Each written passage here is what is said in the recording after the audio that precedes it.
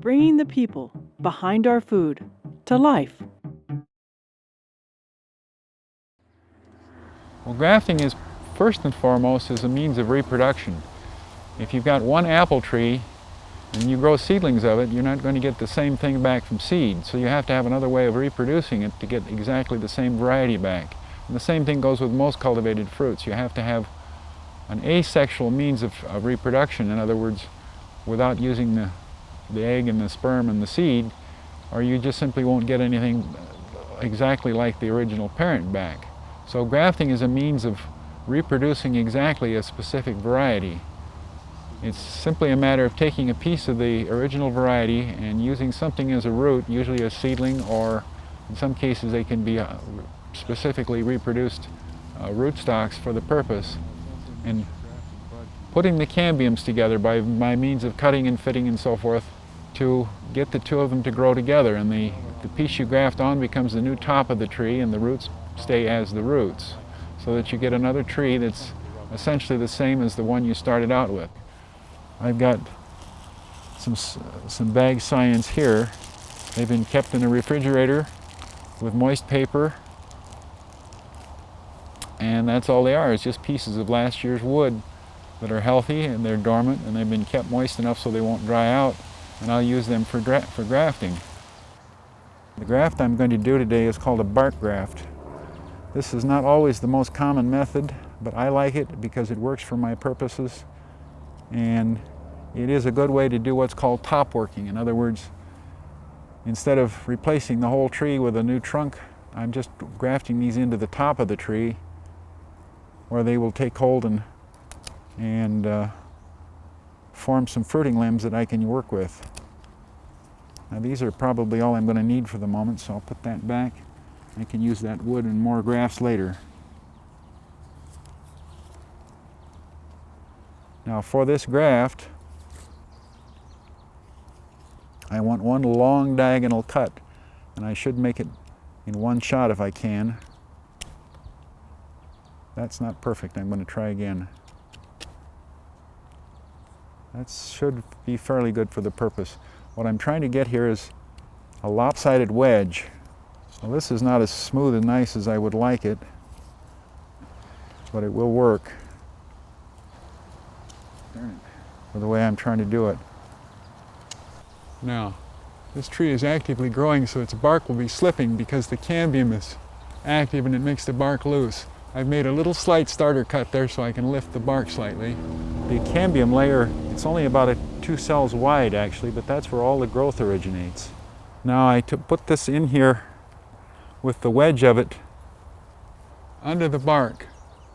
The long wedge is against the wood and the short wedge is underneath the back, so that the bark will hold it more or less in place.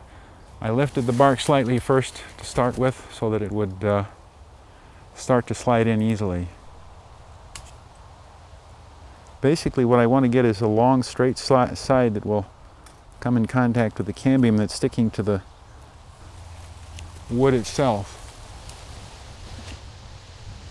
Now I'm going to lift that slightly.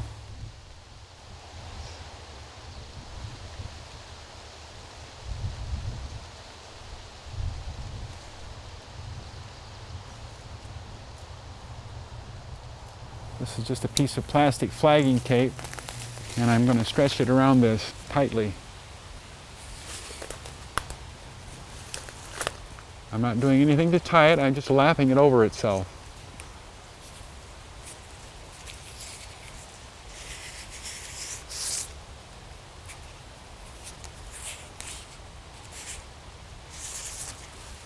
Now in some trees it's not a bad idea to put a support up for some of these. You get a fat bird sitting on one of these and they'll break off. I'm going to trust that they don't, that it's not attractive enough to the birds down here in the underbrush where it is. Plus I'm going to do backup grafts in other places just to be sure.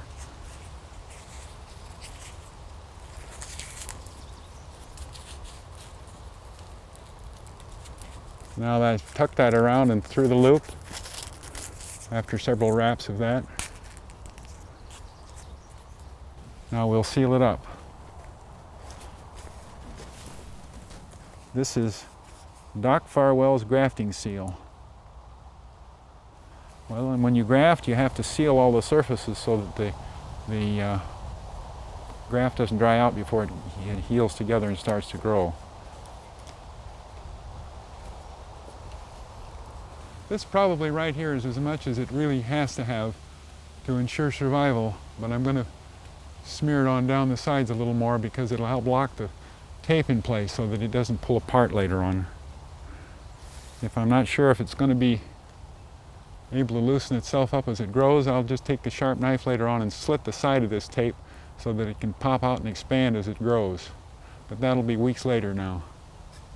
Permanent labeling is a very good idea with any grafting because it's a very frustrating thing to come back 6 months or a year later and find a growing graft and not remember what you put there.